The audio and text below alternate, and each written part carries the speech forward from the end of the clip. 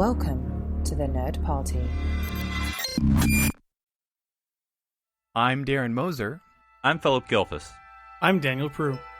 And this is Ceti Alpha 3.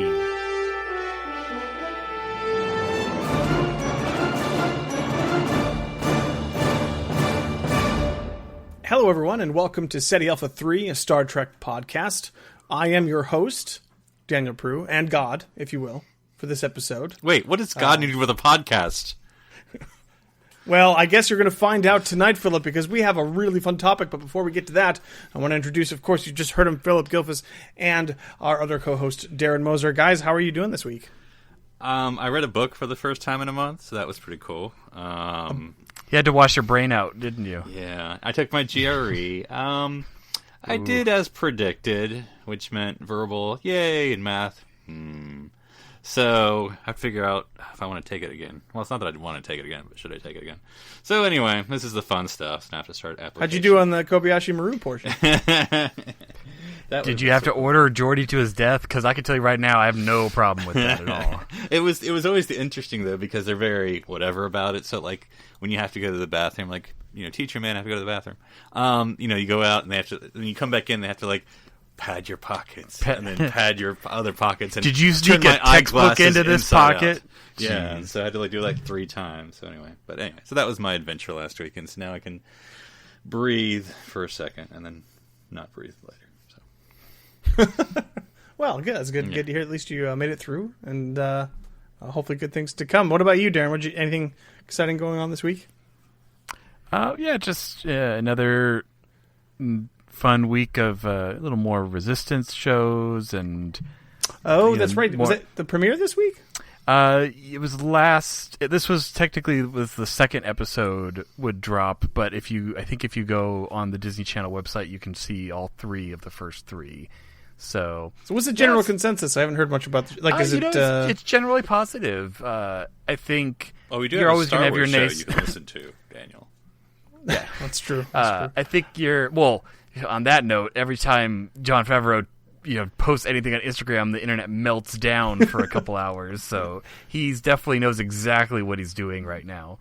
But no, I think there's generally people who overall just are like, oh, it's not like the other shows. I mean, you're always going to have people who are like that. But I think most people, the animated shows have proven themselves well enough that they know what they're doing, and often they don't start out as the most liked show, but they grow on you. So it seems like most people are giving this one the benefit of the doubt, which is nice to see, unlike every other show under the sun. But yeah, so I'm enjoying it, and the characters are fun. They're not annoying, and I'm fine with the art style. The cell shading doesn't bother me.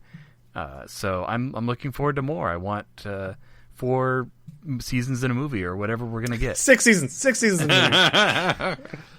That would be interesting if they did a animated movie, because I feel like it would do very well. Well, technically, the first Clone Wars started as a movie. Okay, it was like it had this completely different, almost kind of Samurai Jack art style. It was because it was done by the same guy who did Samurai Jack. And I'm going to mispronounce his name. No, but I know what you're saying. Yeah, it's like super angular and really stylized, and then they obviously shifted away from that and it was 2D animation, and then whereas the actual show is 3D animated. But it's something, that's for sure. I'm not saying it's bad. It's just is very different. But that's Samurai how Jack, by the way, kicked it off. Greatest action cartoon of all time. Oh my gosh! I was aware of it because Cartoon Network, that was my heyday. That was Powerpuff Girl time. But I never watched it just because I could never figure out what it was about. I highly recommend check watching it out. It's still especially really the latest season they just had. I haven't the whole seen that. thing. Yeah. Oh, you need to, Daniel. Okay. It's only I think 10 episodes or something, but it's really good. Yeah, I could just never figure out what it was about, and I was like, if it's just random anime with samurai, I'm like, it doesn't really. It has a through story, which is nice. Here's the elevator pitch, Philip. Go watch the episode Turbo Jack pitch. and the Scotsman. I think it's called. Jack and you'll know right away whether you'll. I'm telling you that episode. I mean, the intro of the show itself pretty much sets up the premise. It does, yeah, pretty well. It's basically he's so far in the future that everything's just kind of crazy. So you could run into a bunch of weird aliens have camped out on Earth for like hundreds of years, so it's totally fine that he's chilling around Scotland and there's all these weird alien whatever. So it's like an Adventure Time apocalypse. Yeah, that's actually with a samurai. Yeah. That's basically the show. Yeah. Cool. But that's actually, we're not going to talk the whole episode about I Samurai thought Jack. this was our episode was about Toonami. Oh, man. Oh, man. We could do a whole episode about Sailor That'd be fun. Moon, followed by Dragon Ball Z, only on Toonami. Oh, man. That would be fun. We could do a crossover episode, maybe. Well, but aren't we doing the opposite of fun? Isn't that the point of this week, Daniel? Isn't I don't that the know. point? That's the thesis of the show, because we're going to find out if it's another one in our series of Is It Really That Bad? Almost unending, some would say, series of... Well, there's a lot of Star Trek to go through, and they're not all hits. That's all I'll say. But yeah, we watched this week Star Trek V, The Final Frontier. The movie so original they took the name from the intro that we've heard a million times. The movie so great that they were like, we can't possibly let it end like this. Let's do one more. I like it's like Star Trek V. What should it be? Is it like Wrath of Khan, Voyage Home? It's like, what do you think of when you think Star Trek: The Final Frontier? Yeah, no, obviously that, but we're not gonna name it like Space: The Final. It's stupid. No, I've already written the logo. Dang it! Fine. Yeah, so a little bit of background. Not that I need to give too much, but obviously, the original series cast returns. After the misstep, depending on who you talk to, maybe a disastrous misstep of the first movie, they kind of hit back to back sequels. Varying in quality, but generally pretty good with 2, 3, and 4. Awesome writers and awesome directors. Yes, the whole way through. Very similar. I mean, it was all Nick Meyer, Leonard Nimoy. Like, it was all basically in Harv Bennett, that sort of trio. So they decided, let's change that formula up. No, I think it was decided someone, and that name will not remain a secret, said, hey, you know what? I could direct. So I believe, and I didn't research this because, well... Sometimes I forget. That's all right. Philip and I have research. So I think the original. The thought was Nimoy, to get Nimoy back originally. He was promised. I think for 3, he was like, I want to direct. So then Shatner, because he's Shatner and he thinks the whole world is Shatner's, said, "Well, hang on, and welcome. He gets to direct." Well, in Shatner's defense, from the research I've come across, is that it was actually in his contract that basically if Nimoy got a pay raise, he got a pay raise. Like their contracts were tied in that way. I like how that's a defense of him. Yeah. I'm just saying, but in the fact that because Nimoy was given Star Trek 4, that Shatner for being 3 was given the option for 5. Right. So well, and we can see how I'm done with my defense. The rest will all be. Well, I'm trying to remember who did the story because they said the story was 3 people in the credits, and then I instantly blanked because, of course, the emphasis of the story though came from Shatner. Because like Harv Bennett was the admiral in the beginning, the little cameo admiral. So he's sort of a man who's very responsible for movie Star Trek. I mean, people know this on this, I'm sure, or if you don't, but he's very responsible for sort of the original movies, a lot of the original movies past the motion picture.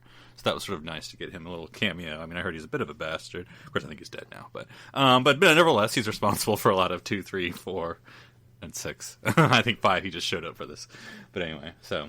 Well, so 2, 3, and 4 to continue on there. Yeah, which all happen in 1 week. Yeah, that's literally one connected story, and this is obviously something just standalone and separate and completely its own thing. And like we mentioned, they gave the movie to Shatner, and it doesn't have a great reputation. There's actually I wouldn't say a large portion. I would say there's a good chunk. Nearly killed the franchise, I think, is the phrase that has been uttered. I'd say a good chunk of people who probably would prefer this doesn't count in Star Trek canon. And I was about to say, isn't that interesting? That can a episode or a movie or whatever be so bad that despite it being a movie or episode, people can actually argue legitimately to themselves, I'm not saying, that it's not canon. Like, no, it's a Star Trek movie. There's a number next to it. I mean, you can argue, but they're like people would. Is it an odd numbers? Yeah. Is it an odd number? Because that's what I would say. People literally want to argue that 5, and I'm not taking a side, but literally want to argue 5 is not canon. I'm like, it's Star Trek movie that came out. I think that's a silly argument. And I don't want to jump only ahead. Wishing were so, right? Yeah, I don't want to jump ahead too far, but one thing that does bother me about this, I'm sure there's been a mention since, but I can't remember one specifically. Like Cybok hasn't been referenced in any way, shape, or form. I don't really. That would be To date. Yeah, but I mean, and you actually that's quite a line in the sand for like Discovery, which is what we're talking about. Like, well, to I say don't think we're it's a line going in the sand to for Discovery.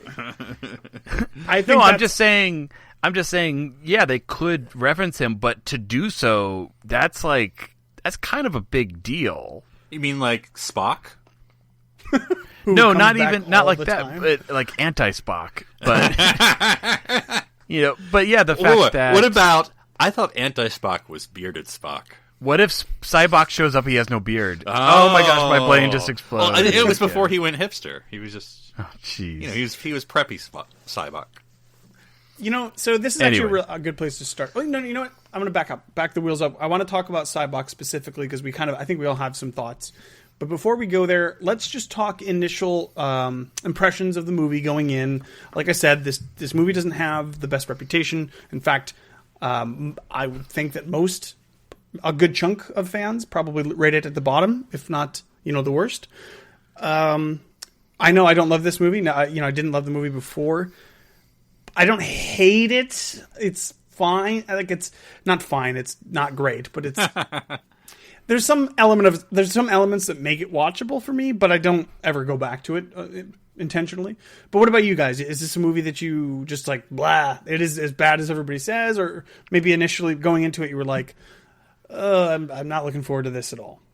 Yeah, I mean, when I'm thinking about original series movies, which would I rather not watch? 5 or the motion picture? I mean, I think that to myself. You get all 6. Which is the least that you're not going to watch? Which, and there's arguments for some. The motion picture versus 5 or 5. But it's again watching it before watching it's just the bad one. That's about as much as I went with it.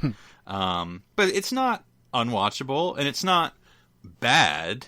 Like I'm not like different Star Trek movies. Like a Generations has some moments or a Into Darkness or whatever. There's moments where you're like, oh, don't do that. 5 didn't necessarily have anything where I'm like, oh, it was just more like, this all seems so unnecessary.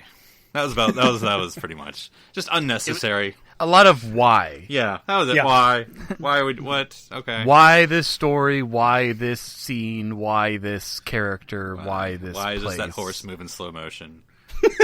Philip, where do you land on that question? By the way, it's a great question. 5 or 1 between 5 or 1, yeah. Oh, 5 or 1 is so slow. Okay, I mean that's like if 1 was faster, maybe it would win. Because 5, I know it's going to be over very quickly, at least. Yep.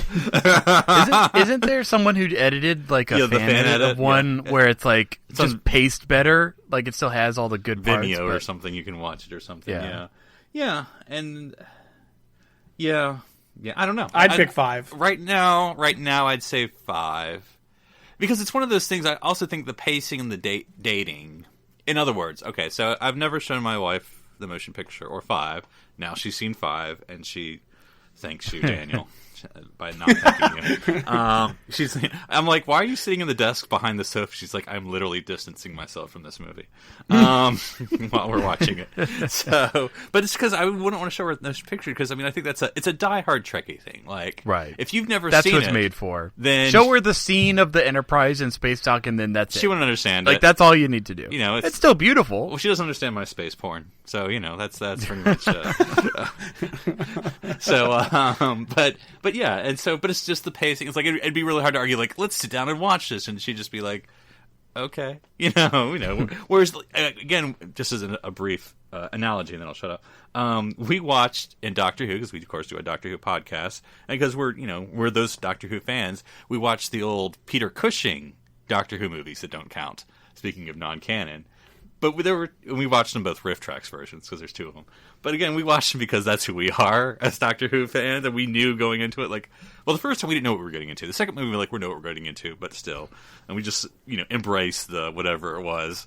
But with motion picture, I'm like, unless she's dyed in the wool, I don't think I could show it to her. Yeah. It's tough to get through, man. It is tough. What about you, Darren? Where do you land on that, and then overall impressions?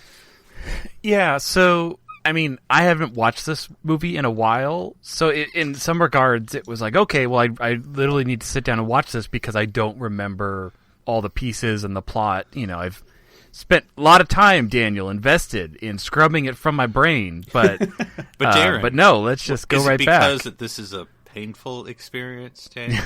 Yes, I was trying to share this pain with someone else. I know, the growth comes from sharing. Yeah, but yeah, so overall, I was like, okay, let's see what we have in here, and I feel that I feel like it's hard to explain, like, initial response versus my overall feel. I guess I'm trying to divide it up, but I'll start with this point, and I know we talked about it a little already. I actually think Sybok is actually a pretty good character. I think just all of the things around Sybok, it's the difference between a good director and like a Steven Spielberg director, or a good writer versus like an amazing writer. Like, I feel like, unfortunately, just the way things came together. You have the writer's strike. You have Indiana Jones: Last Crusade is causing lots of problems, and a lot of other things where this, and when you're making a movie, you don't know, you're trying your best, but that, just this little variance in the way that films are made often will cause the difference between a movie that just struck, and I think the story could have stuck and worked, but either, pacing issues or acting issues or writing issues or effects issues just combined in such a way that it became this kind of film. This is a very tropish critique of different things, so I'm going to now say a tropish critique of this movie. But to me, this felt like an episode. Like, in other words, this could have been an episode. Of course, not of TOS. If you did TOS visually in that time, it didn't feel like a movie. Maybe that's why we were expecting a movie and we got a made-for-TV episode. An interesting episode. Like, okay, there's the first act is the hostage part. The second act is the voyage. I'm trying to remember how many acts are in a TV show. But anyway, and then you go to the planet, and then like in Star Trek, there's four acts, okay, so first act is the hostage taking. Second is sort of the learning Yosemite. about Sybok. Third is this voyage there, and then fourth is meeting God and the Klingons. I mean, this could have really been an episode, and you really wouldn't have lost anything. Yeah, it feels. I was saying the same sort of thing. It feels very TOS-y to me, like. Which in itself isn't bad. No, the that's TOS someone cast. takes over the ship. I mean, there's only so many Star Trek stories. I think I saw that on a meme or something. And this would be, takes over the ship, visits. I mean, actually, there's literally been episodes of TOS. I think, like, where the hippies took over the ship to go to, Eden. Yeah, takes over the ship, fight the Klingons, go somewhere no man has gone before. Yeah. Well, we've done all those things. Why not in one movie? It's almost like checking off too many boxes at once. Mm-hmm. Yeah. Because this is a hippie taking over the ship, and they're going to meet God, and there's also this pain element, and this telepathic special stuff. Guest star, Spock. Which the pain element, I mean, actually, it reveals a lot about our characters. Mm-hmm. It's that aspect of itself, like, the part with McCoy was, actually pretty impactful, especially for, like, with the way DeForest Kelley played it. I like that part. I think the Spock part was, like, fell completely flat. Like, first of all, it's weird that he remembers his birth. They're never committing to this. I mean, I never for a moment believe that Spock is going to turn. Yeah. So this whole thing of, like, oh, will he, won't he, will he, won't he? It's like, no, that's dumb. Well, it's an interesting question. Is it, possibly not, is the pain scene, if for lack of a better word, is it what actually happened, or was it what their pain? What they're remembering? And so Spock pictures his own booth and his father saying, because because as much of a bastard as Sarek could be, I really don't picture him doing that. Especially not in the delivery room. Yes. You'd think that. Yeah. The problem is, too... And he'd be more like, I will never speak to my son for 50 years, right at that moment. Because, he was pretty devoted to his... and I'll use Discovery, right? I don't often do that. Using Discovery in the storyline, Sarek was very much for Spock. Making sure that he had the right place, the place at the Vulcans. It wasn't until the Rift with, Starfleet. But, before that, I think he was on board with his son. It's just... The problem, I think, and this is sloppy writing... But the whole idea, that's the most sloppiest part of this episode, is the fact that Sarek gets people to follow him, kind of, but it doesn't work for Spock. And then, of course... Wait, you mean Cybok? Yeah. Cybok, sorry. I know what you meant. But it's not explained. In other words, I think someone asked them, I don't know whether it's Baldy Guy or whoever, how do you do this? And one imagines it's something Vulcan mysticism, something, but they don't explain it. You gotta... No, they don't. Well, and not only did they not explain it, it's not consistent, because it works immediately and completely on all the people on the planet, including the ambassadors, right, and on all the people on the ship until they reach Spock, and it doesn't work on Spock, and Spock stops McCoy from it. But if it's that weak of a thing, I don't get it. Even if you had this tremendously wonderful experience because of this man, literally an emotional breakthrough. These people just aren't going to abandon everything that they know and just follow him wherever the heck he's going. That part feels really sloppy to me. The problem is it doesn't affect anyone under the age of 40, and since none of those people were in this film, so but yeah, I want to talk about Cybok because I kind of felt bad for him. Watching it this time. It's one of those things where, he has this, idea. We really don't get a lot of background. As much as we do, we don't. And that's fine. You don't have to give everything. He's probably, sadly, he's probably one of the most developed Star Trek villains of any Star Trek movie there is, honestly. It's Khan, first Khan, not second Khan. Maybe even second Khan, too. But the Khans, Cybok, and I think that's it, honestly. The whale probe, maybe. But that's, all the rest are pretty just he's a bad guy. So anyway, but yeah, it is interesting to have that sort of development and where he's coming from. Even though he obviously was going to have bad things. I didn't want bloodshed. Well, then why'd you arm a bunch of ragtag crazy people? And, something's going to happen. But anyway. Yeah, that just feels like sloppy writing, too. Okay, this is a planet... of galactic peace, apparently, where, by the way, the Romulans and Klingons agreed to de-arm everybody. Okay, no, they wouldn't. Wow, and if they'd been making Romulans look like that. And there's no ships? What the hell? It's such a stupid setup. Yeah. It's such a dumb Daniel, you setup. have to give your weapons, your ships, your comm badge, tricorders, all technology.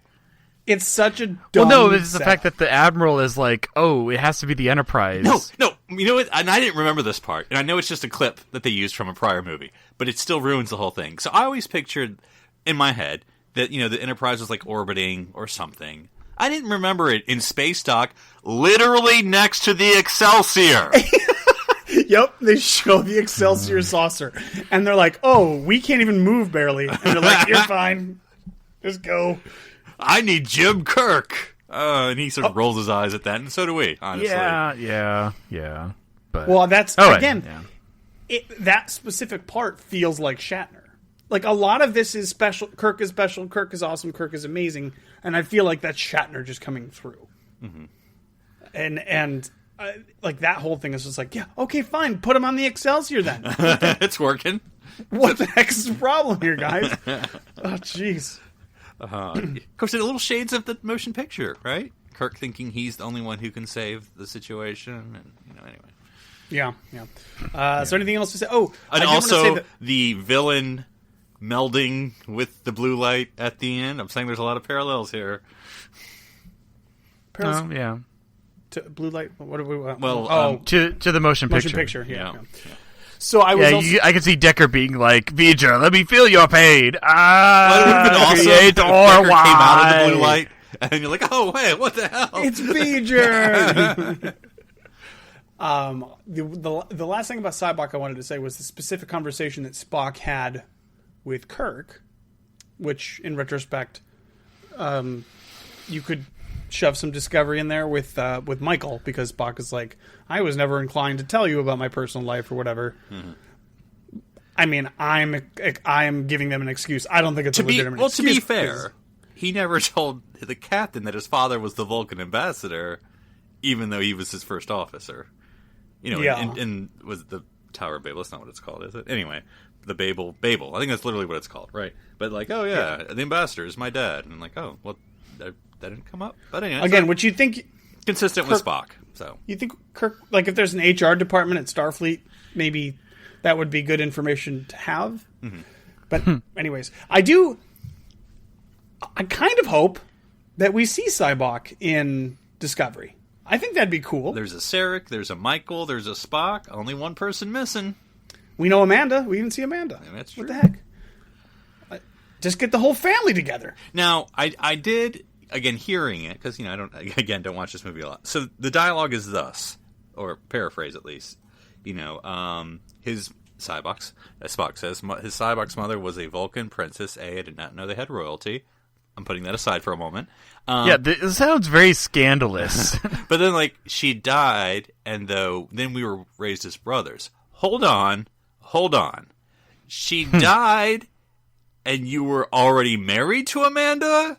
How does that happen where his mom died? Now, or is it that he was being raised by his mother, and then the mother died, and then he came, and it was the Brady Bunch, or Married with Children, depending on what you want to use. But, that was a little, sketchy, and then just now I'm curious about Vulcan divorce proceedings, or what's going on here? What's going on? Because apparently Sarek only, I'm not trying to be funny, but once he got Vulcan human, seem more of a for life kind of people, yeah. So I didn't know he was with Vulcan women, but anyway. So this is the first appearance, of young Sarek that we ever got, right? Mm-hmm. Ooh, pre-TOS Sarek. Vulcans have prearranged marriages.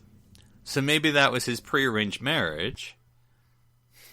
I have to really do this out. Okay, because again, the line of dialogue is she died and they were raised as brothers. So there's only two ways. Either one, he was married to her, she died, and he had this kid, and then he met Amanda, and he was like, I got this kid, and then they were raised as brothers. Or they divorced or whatever, and then, he left the kid with her. Then he married Amanda, and they had Spock, and then they brought... You know what happened? What was that? Stan came by, or whatever the hell his name is. The little kid? The one guy who challenged Spock. He was a little kid then. He's like the Eddie Haskell of Vulcan, Yeah. Hey there, Mr. Sarek. But anyway. Yeah, okay. So anything else to say about Sybok, guys? Good actor. I just thought, again, Lawrence Luckinbill, I thought he did a good acting job. It's all mostly familiar people in this, except for Sybok and God. But I thought he did a good job. And Claw. We should talk about Claw. Do we? It felt really tacked on. It's so tacked on. Why do we need... it's all there for the... I quote B for Barricade, that's the only thing I really quote from this entire movie, because I just find it hilarious. But, yeah, it's... and this whole, it's Kirk, so I will gain honor by killing, I don't know. It's that, and he's so super one-dimensional.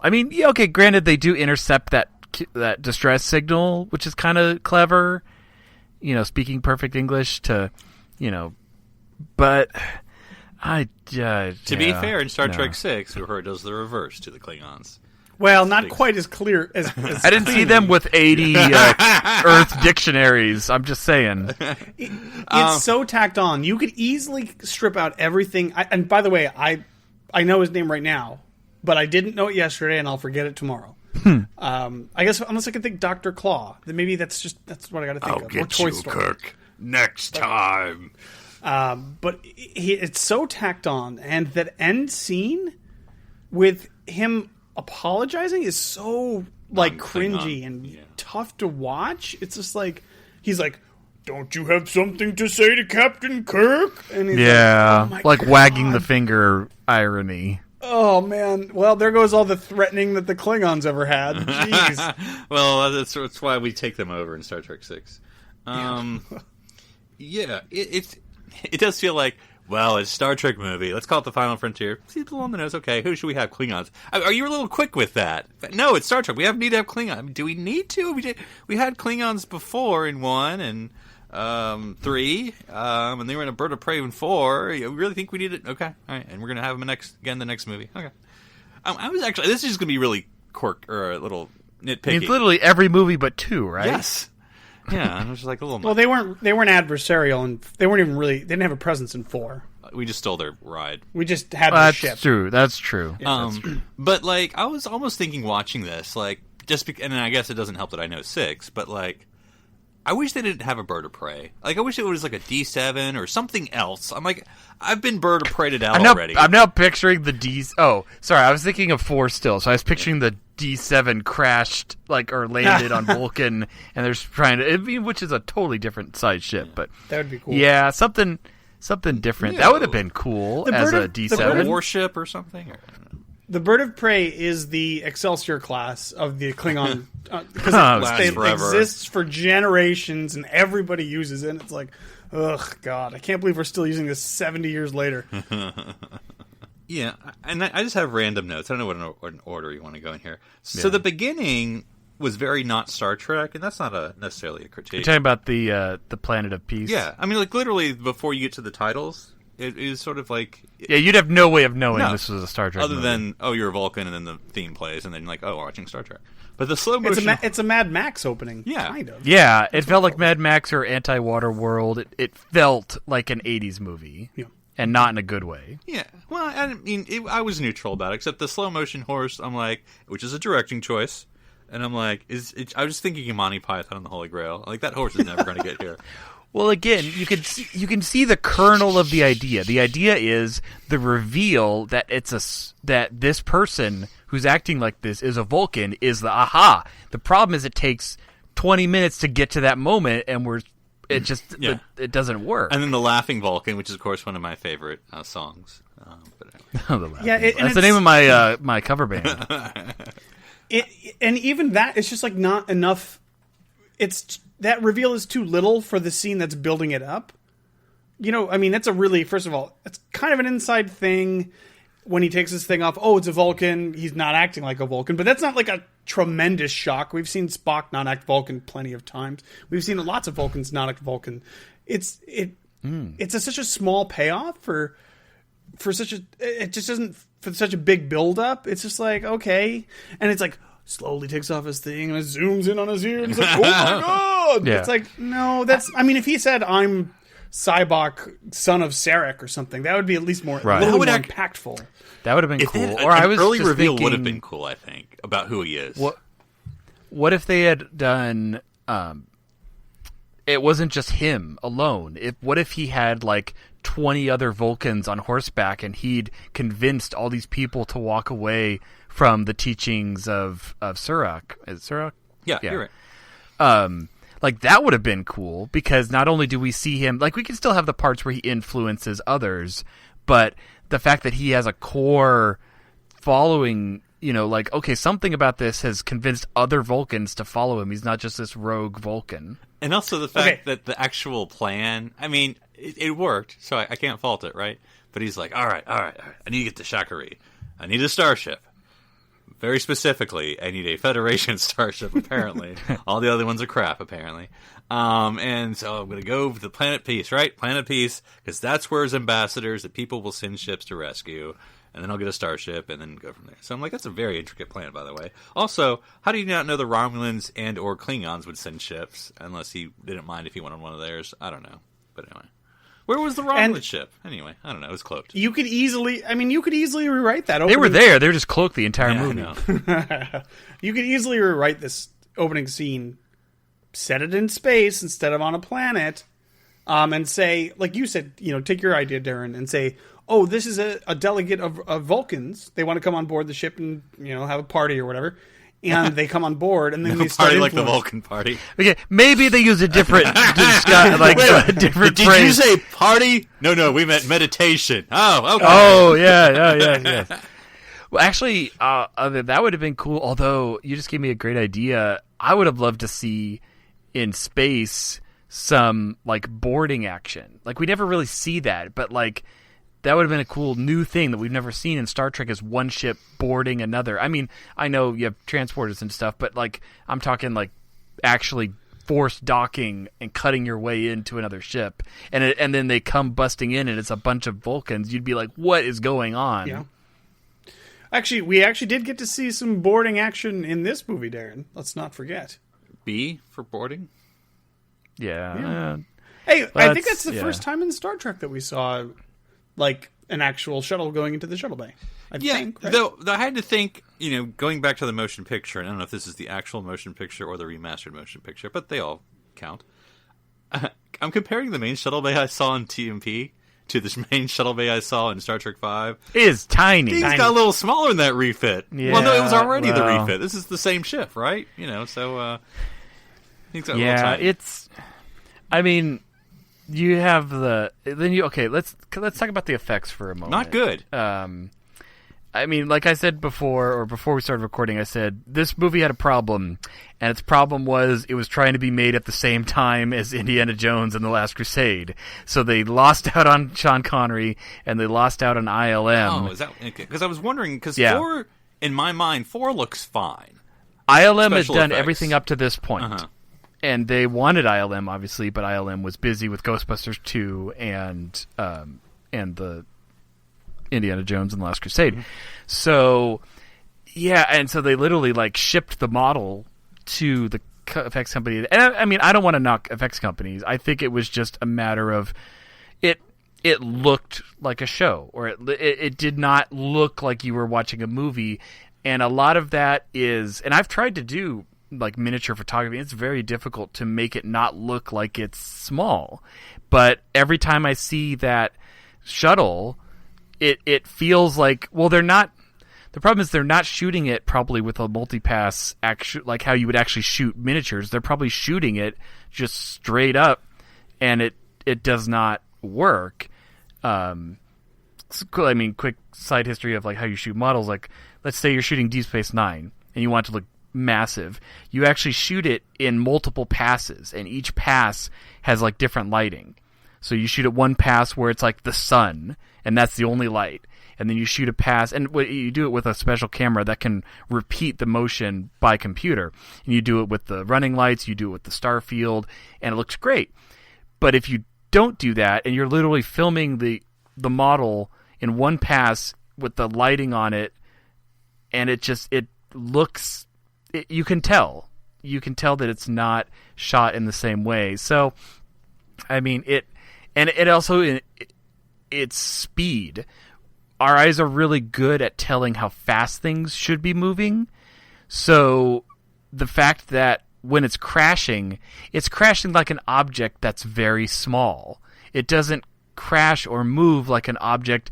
And same thing with the shuttle bay. It doesn't, like when you're seeing the shuttle bay open, it doesn't look like it's opening a 40-foot tall door. It looks like it's opening like a 6-inch tall model. Really very fast. The way it's like things have to have a weight. Things have to have a movement and a pace. And we're really good at detecting that. Humans are. And that makes it very difficult to make model photography. So, I mean, all that aside, I think the effects for the planet, like the blue sphere planet, look beautiful. Like it looks really nice. I really like some better the than shot. others. I like the shot of the Enterprise in front of the planet. Yes. I thought that looked that's really good. iconic. But like when Kirk, and when it's on the view screen, it looks really nice. Where it's just the whole planet. But like Kirk on the planet right with there. the Klingon bird of prey, I'm like, yeah, and then Kirk on the planet with the rock formations, like that doesn't. It was all right. It's very Galaxy Quest-ish, I guess. Well, let's not forget this is also the scene that was supposed to feature rock monsters, which Galaxy Quest very Galaxy Quest-ish, famously aped as well. Bringing up the effects kind of made me think, because I noticed the effects obviously when I was watching the film, but the effects. This is not an effects-heavy story or movie. Not too other much, than the barrier, but other than the that, barrier, no. yeah, the barrier is, I suppose. And at this point, we've seen the ink and water tank trick a lot. Yeah, I mean, especially- Poltergeist I was did it actually really starting to well. hum the Doctor Who theme when we were watching it. So. Yeah. I was thinking like Poltergeist or not Poltergeist. Close Encounters of the Third Kind. Oh, yeah, did that sure, really sure. well. But so one of the aspects of the movie that I actually did like was the scale of it. I mean, other than the barrier stuff where it's like, no, nobody's ever done this. It felt Really? very. No one's ever done this. I wonder if I could think of one starship by name. So how will you know if they can do it? Who's done this Well, before? we just will. I'm trying to think if there's a starship with a captain who's sitting right there. It was the first episode. No. That's different, Philip. They left the galaxy. That's the galactic. I can't remember what they called it in that. They went in the opposite direction. That's the edge of the galaxy. So there's two They barriers. left the galaxy, yeah. There's one on the outside and then one on the middle. Oh, okay. They were going to the galactic core, The galactic core. Galactic core, and I got just was there. going to say the same thing. Yeah. And got there in 5 minutes. Oh yeah. By the way, that was stupid. But generally, the story and the scale feel really small. This is not Star Trek: The Motion Picture, where the entire universe is at stake. This is Right. This is basically just these people going on this religious journey quest to So see. It's an episode. It is. It's an episode, and I kind of like that. I kind of like that it's not Low such stakes. a Yeah, low stake, more kind of chill. Like I was very surprised at how much I loved the scene where I kind of thought it was stupid, but I also kind of loved it when they break through the barrier. Kirk goes back up to the bridge, and he's like, "All right, well, we're here now. Can I have my ship back?" Let's and do it Cybok's right. like, "Have it." He's like, "Hey, we're here. Let's do it now." Right. I And thought that was Cybok's cool. smart because he's like, because Kirk says, well, why the hell you know I'm not going to just leave? He's like, because you have to know just as much as I have to know. And he's right. Kirk's not going to just leave. Yeah. I really liked that scene a lot. That really elevated the movie for me because it was like it showed that Cybok was a different type of antagonist, and it showed that He doesn't have malicious motives. Not at all, He just has to convince everyone to Well, listen to him to get what he wants. Yeah, in a way. I mean, again, without knowing the source of his not the source of his power, but like, cult leader ish. I don't want to go lean too heavily on that. yeah. I think But- televangelist goes pretty well. But they're self enriching. Well, not all of them, of course. But I mean, the broad stereotype of at least whatever. But yeah, it is taking over people's wills is not very Star Trek. Star Trek is always like, no, we don't want people taking. Look, I didn't take over their will. They voluntarily Exactly. willed their will to me. Well, and here's the thing about Cybok is he earnestly believes it. He's not Right. scamming people. He could just be truly scamming does. himself. Yeah. And we don't know the background. Yeah. I guess maybe the source of his power is that planet, is that guy on the planet. He said he's been And- getting visions. I mean, Yeah, so that's what I assume. And that's like he's drawing him into the planet and he's giving him the source of his powers. And Cybok is just a stupid, naive Vulcan, and he doesn't know better. And that's why it's almost tragic for him because he's taken advantage of and then gets himself killed. But Or does it's he? Dun dun dun. it's true. We don't know. No, actually, I think you know what. In my headcanon, he was doing fine. He was sort of in his own way fighting the villain, and Kirk's like, "Nah, blow him, a torpedo." Shoot the torpedo. I know directly at Cybok. Well, I don't think he made it. I feel like Spock should have and harbor that some scene feelings also- towards Kirk. Like, they have to say, shoot at my location, like, lock on to me. It's like, you could just say, shoot at the giant energy. Like, it's pretty obvious from orbit where you should shoot. Yeah. Because I felt like, that's not a new idea. It's like with the Apollo episode or whatever. Like, oh, there's this big power thing. But then there's no investigation. It's like, I don't know. There's a big face. It's Zordon. Let's kill him. That's better. So. I mean, but even besides that point, aren't torpedoes, even in the original series, supposed to wipe out, like... I know. Yeah, you wouldn't It shoot was a small torpedoes torpedo. at a planet. Yeah. That you were next to, You Like- just jump behind that rock face. You're totally fine. Oh. So the sense of scale is not always there. But this is a little nitpick, but I just wrote it in order here looking at my notes. Kirk was using no safety equipment when he was climbing that rock. Am I right? Like, it was just... Also, what? No, he was free climbing Which it. is crazy. And also, what... Yeah, it's very crazy. What but handholds yeah. was he using? I saw his feet, or at least the foot actors, feet going into things. His hand was like I'm like, what are you, Spider-Man? I mean, what are you holding on to? I don't. Anyway. No, that sequence, again, coming out of Shatner. You mean the captain climbing El Capitan? Why would he do such a thing? Because he's in love. It's stupid. Well, here's the thing: free climbing would be a thing in the future when you have.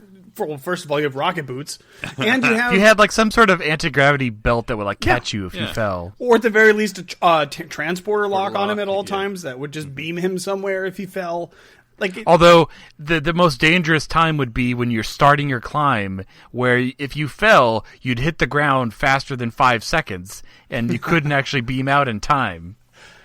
That just felt, stupid. I don't know, because I've been watching Ultimate Beastmaster on Netflix. Check it out. But anyway, there's a lot of people who do the parkour and climbing and whatever, but like in all their clips, these are people who are doing like crazy climbing stuff. They're all wearing equipment of some sort. So I'm like, look, Kirk, you're not impressing anyone. Other than killing yourself, I guess. So, yeah. Well, he's certainly not impressing Bones. No. So we should talk... Give me a heart attack. We should actually talk about... campfire. That sort of thing, but... Pretty much all Yosemite. It leads into a bit of a bigger kind of theme as well. That I think a lot of people give credit to Star Trek V for a lot of the smaller character moments. Mm-hmm. People love the campfire scene. It's all right. I think it's more ballyhooed than it should be. I mean, it's all right. It's not all that, but yes. Yeah, like a lot of this movie, there are moments of really awesomeness, but the actual singing and stuff is super over the top. I shouldn't say super. It's a little too far. It's a little elevated more than it needed to be. But there are moments like... I mean, I believe that who else are they going to hang out with? And it's just the three of them, and that's the point. It's the trio. Right, and that's fine. Like the more subtle moments where I think it was McCoy that said, like, man, we talk about, what are we going to do on our vacation? We spend all of our time together, and then we spend our vacation together. Like, that sort of idea is cool. Mm-hmm.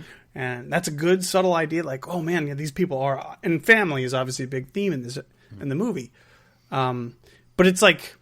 It's like one line of really subtle, intense, emotional sort of greatness, and then there's one line of, it's an explosive combination, and it's like, okay, yeah, the tone is all over the place. Yeah. It is. We should do a sing along. I'm like, really? I don't know any men that over the age of 60 that ever say that, but okay.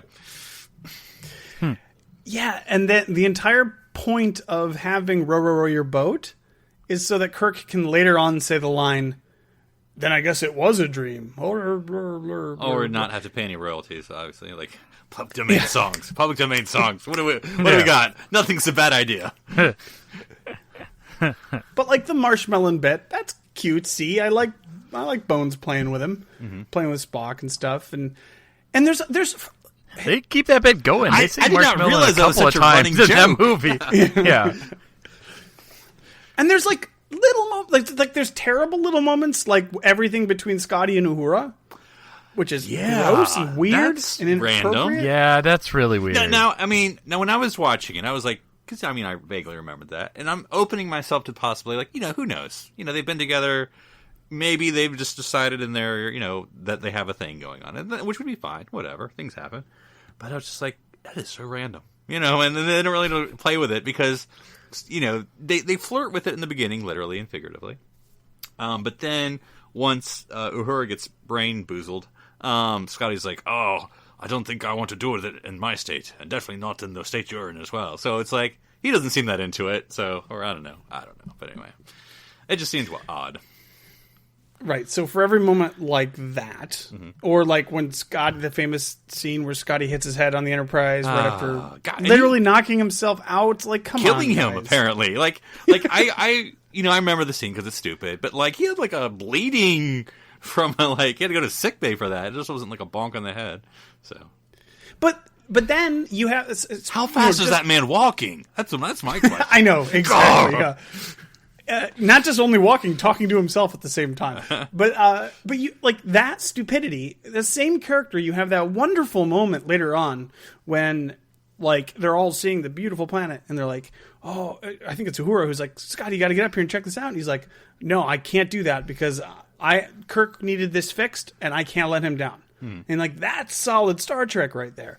So that you always have these like tiny moments of awesome, cool, great character interaction and development mixed in with stupid, dumb stuff. The captain said I had to work on this TNG transporter set, and I'm going to do it till it's fixed. So there is a lot. I'm just saying, I found a lot of little things to like throughout the way. Yeah. No, I'm just maybe thinking also, this is just a little thing. Kirk had... It's not a new uniform, but it's a new uniform for him. That little velvet captain tunic number. I think it's kind of was like what Scotty was wearing in Star Trek 4. And now Kirk's wearing... Because he doesn't wear his, like, regular monster maroons till, like, he's on the planet at the end of the movie. Before then, he's in sort of, like, the fuzzy tunic cover with the little flap that doesn't close. Oh, yeah. You know what I'm talking about? Which I thought was just an odd choice. I mean, I guess is there always a captain's top to be like, well, he's the captain? I'm like, well, I know who he is. It's Captain Kirk. But there's a lot of costume changes. They get the military or the commando stripes. And then, yeah. There are two... I mean, I like is this the one with the Go Climb a Rock shirt? Yes. I was just going to mention that. He's wearing a T-shirt. Actually, we don't know. Is this the first T-shirt we've seen in Star Trek? I was just going to mention that. There are two fashions that we learn about that haven't died for a long time that apparently will never die in hundreds of years. The graphic tee, Go Climb a Rock, and jeans. Well, specifically dad jeans. Yeah. Dad jeans are in this movie. At the end, everybody's wearing jeans at the campfire. So that's cool. I like to imagine that he was supposed to be in his uniform, but he was directing, so he just keeps going back and forth. And he's in his jeans still, and they're like, doesn't notice it, Yeah, and also just from the directing standpoint, this is such an infamous moment, and I know it seems silly to go over it, but it's, to me, a symptom of the larger point. So the jetpack boot scene in the turbolift shaft, when you see the numbers go up, down, up, and you're just like, surely there was an editor. Surely, someone watched this movie before they released it, It's like, that's such a little thing, but it's like, well, if you didn't see that part, what else did we not miss in editing? So... Not only that, they went up to deck 68 or something like that. Yeah, that was the fact that the decks were going up as they went up, and I'm like, but that's not how any of the decks have ever been labeled. This works. Yeah, but yeah, well, I mean, I just chalked that up to they shot what they shot, and it's practical. So there is, I mean, at that time you couldn't go in and digitally replace a number, so they literally just were. Well, they were just stuck with what they had.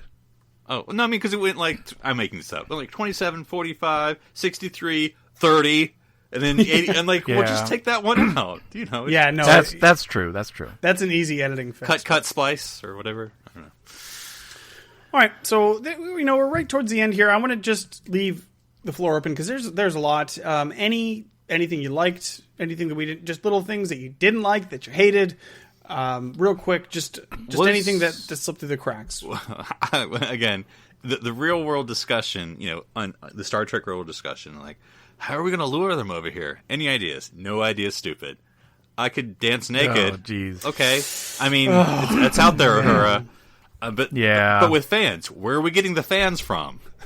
Well, there's some in the shuttle. Why? yeah. Oh, yeah, I always wondered that. Yeah, where did the fans come from? Because also, like, is she supposed to be naked? Like, I mean, whether she literally is or not is beside the point. But is she supposed to be naked? Because then we sort of get, naked leg. I don't know. Yeah, and then these guys act like total buffoons. Like, it's not something to be taken seriously. Like, I get it, but it's stupid. And also, kind of an aside, I was reading the Nichelle biography, or autobiography, months ago. And she was kind of, and I would be too, pissed. That's not her singing. Nichelle Nichols, who sings. Oh, really? They didn't let her sing, and she was kind of like, okay, F y'all. So, yeah. Yeah, and that's such a stupid scene. Yeah. I mean, the whole thing is dumb. Yeah, okay, I agree. Bad. Anything? What do you got, Darren? You got something? Something we didn't cover? Yeah, I mean, I think we've had a good talk about the movie, and in a criticism way, but not like, it is a Star Trek movie. It does have some moments. kind of like I said at the very beginning, I feel like, when they're making this movie and no one like goes out of their way to try to make a bad movie. So they're doing their best, and there's just lots of things that end up stacked against them, and it just doesn't quite hit the mark. Whereas in about a dozen of those places, if it had, it would instantly propel this movie like 100 times better. It's just the way it came together. But yeah, I just love it to quote B for barricade. That's just the best part. But also, the larger story, and I don't know, and I say this as a writer, and I'm thinking about it, and I could see it several ways, so I could be wrong on what I'm about to say. But we don't get the story, the larger story, until halfway to 75%, in other words, or halfway to 75% of the way through the movie. In other words, the larger story is the search for God. But we don't find that out until, like, everything's done. We're already on the starship. We're halfway there. By the way, then we start cramming in the Klingons. It's like, yeah. By the way, we're going to enough Eden, time. But like, we have to go through like, everything else in order to get to the reveal. Like, again, if we count in that first act, again, why are you making? This is me as a playwright. Why are you making this movie? What are you telling the story? Is it just entertainment? That's valid. It's just entertainment. But is there a larger thought or thing? And so if this is the search for God or whatever the vein that is, so what are you trying to say? Because it just collapses very fast. Whereas if you were building up the whole story the whole time, then people get to comment on what that search means to them or doesn't mean to them, or what does it say about our characters. But then it's just like, oh, we're looking for God, we found it. It's just this alien who pretends to be a white man with a beard, which, that's pretty on the nose for white people. But we explode him, and it's all good now.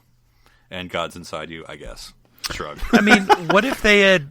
you could see the way that they ran it, which was very much like Kirk is never fooled, he's never tricked, he's always the one that's right, he's, the alpha. Right.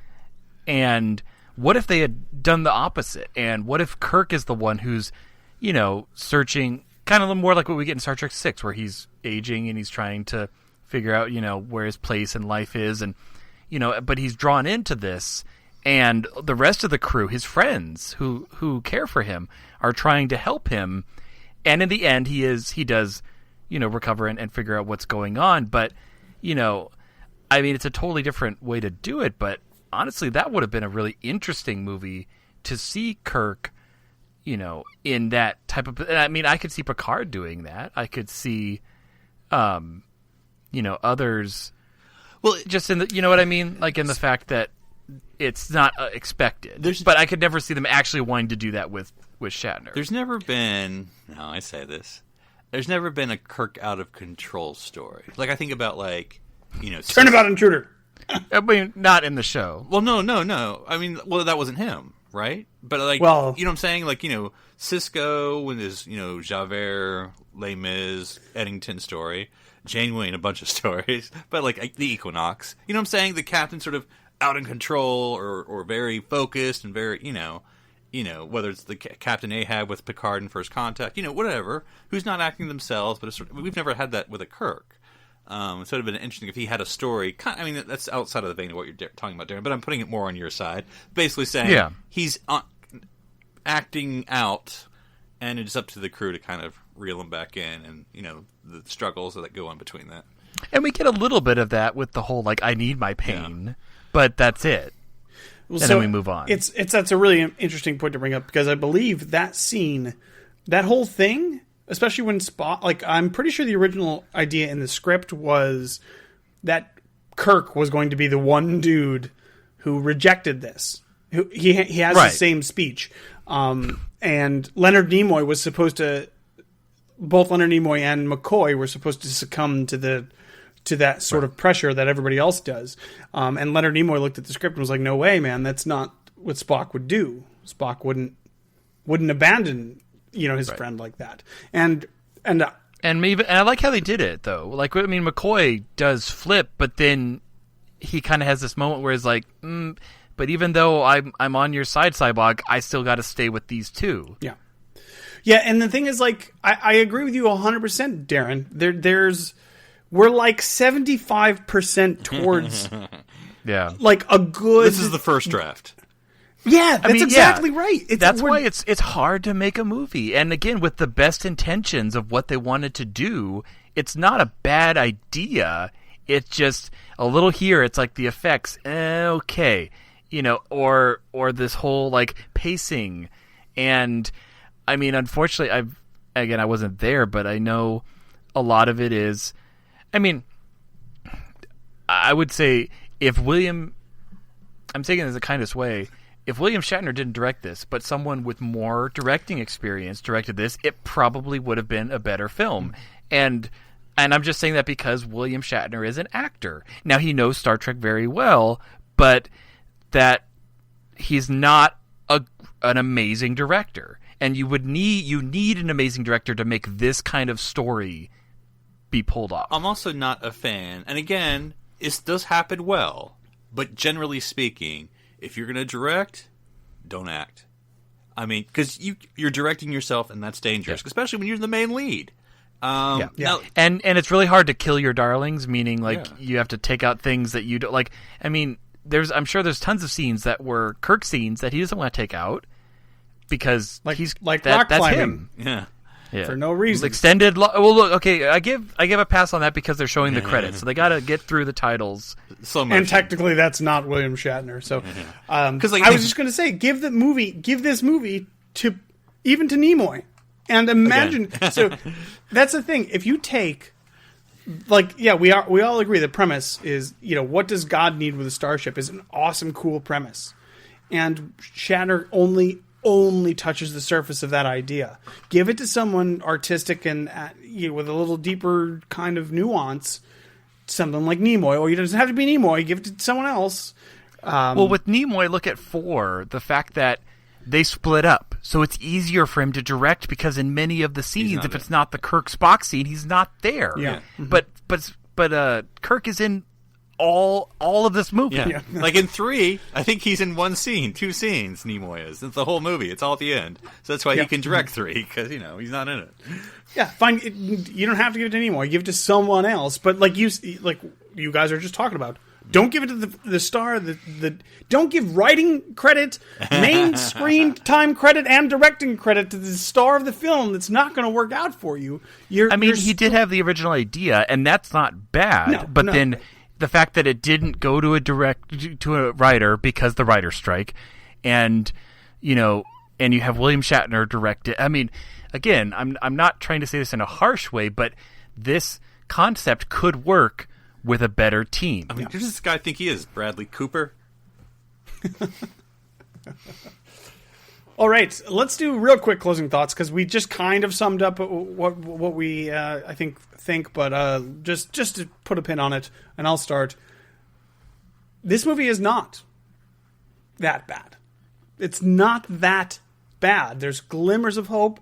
There's little pieces of really interesting storytelling. It's not great. It's not. It's just, it isn't. But, to answer your question from earlier, Philip, I would watch Star Trek V 10 times before I watch Star Trek the Motion Picture. So, it's certainly not my favorite, but I don't think it's as bad as its reputation. I certainly don't think it should be stricken from canon. And it's watchable, dare I say. So, I don't think it's that bad. What do you guys think? Yeah, I mean, I think this is and I'm sure there's going to be someone listening who's like, this is my favorite movie, and that's fine, and we want to hear from you. But I think this is one of those Star Trek movies where you're like, yeah, we know what we're getting into. So maybe this is the one we're going to have a few friends over, maybe a drink or two, and you're going to be like, do a riff track night. Doing your running commentary during the movie. This is one you can talk to, during, so don't talk during first contact. Shut up. Unless we want to do the line is drawn here at the same time. That's fine. But so this is one where I'm not going to take this seriously when I'm watching it. So yeah, bad. It's not good, right? As you said, it's not. Is it that bad? It's not that bad. It's just not great. Like, I mean, I'm trying to think of all the Star Trek films ever. So like this versus like say Into Darkness, right? Where I'd be yelling at my TV during some parts of the movie. Whereas this one, I'm just going like, okay, well, that seemed unnecessary. So. Well, and maybe maybe we're more harsh on 5 because it's surrounded by 4 and 6. Yeah. So it's like the actors are all still there. The main people who are producing and stuff is all still there. Yet you have such a difference in quality and overall experience between those 3. I guess it's just maybe it's harped on more because of the disappointment. Because it could have been good, and it could have been more than what it was, and that's kind of disappointing. Also, and I know this is not acceptable, but so this is the movie that sort of allows, yes, they're always going to be on the crew together forever. Because, I mean, did not happen. 2, they're all training. 3, they were broken apart and came together to save Spock. 4, they were sort of back in time, so it didn't count.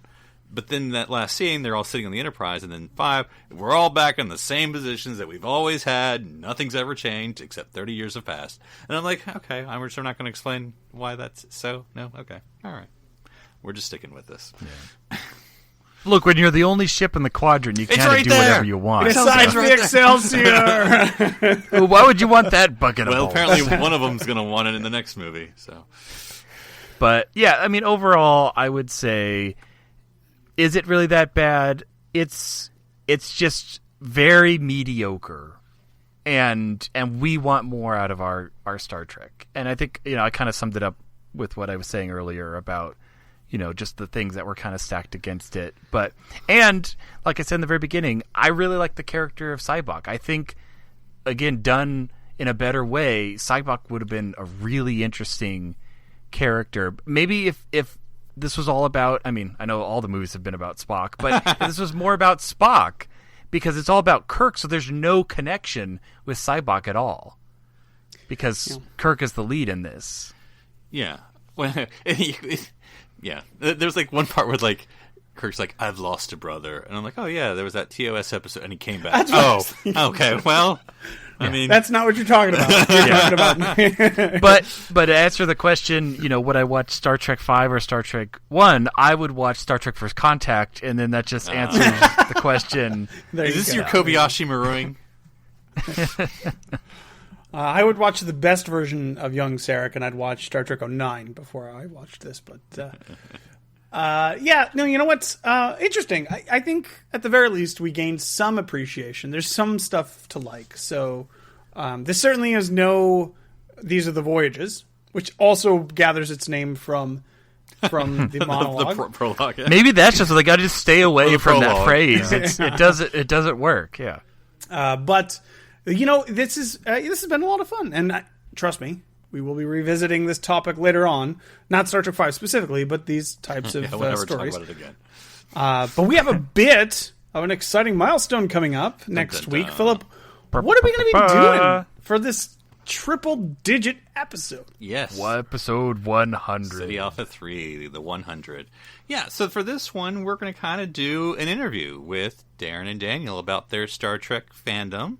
I'm going to be posing a bunch of questions about things that they think about and haven't thought about, and what's brought them and kept them here the whole time, stranded here on this planet. Is there a score involved? Because it sounded really similar to other episodes we've done. Yes. So, but that's just more of a relaxed one. And so, if you have any questions for Daniel, Darren, or myself about Star Trek or anything else, I suppose, but we're probably going to keep somewhat germane to the topic. But you can reach me at NC Public Servant, or you can just shout us out at the network at Join Nerd Party. That's right. We have the form on the website of the nerdparty.com. You could also write a wonderful question. Now, if it's a multiple choice, I'm going to go with option B because I have to say my B for barricade quote. So don't stack the decks against me, guys. And also, if it's multiple choice, Shar and Tristan might get it right. Even if it doesn't even matter if they're here, they're going to beat us. That's just what's going to happen. Darren, how would people get a hold of you as well? They can find me on Twitter, Instagram under username Dr. Sci-Fi, DRSCIFI. And if people want to get a hold of me and talk about, cat people, Cations? Is that what they're called, right? I think. Well, I mean, I don't want to get too detailed, but I don't think it was the Cations because I don't remember certain parts being like that. Well, Whatever. I mean, who cares? Really. Thinking of the holy hand grenade, 3 is not the number. Bill Shatner. If you wanted to talk to me about, some things to love or some things to hate about Star Trek V, you can find me on Twitter at @OneUpDan. That's the number 1, not the word. Oh, God, I forgot how we close the show. Okay, here we go. And we'll catch you guys next week. I'm Daniel Prue. I'm Philip Gilfus. I'm Darren Moser. Stranded here on Ceti Alpha 3.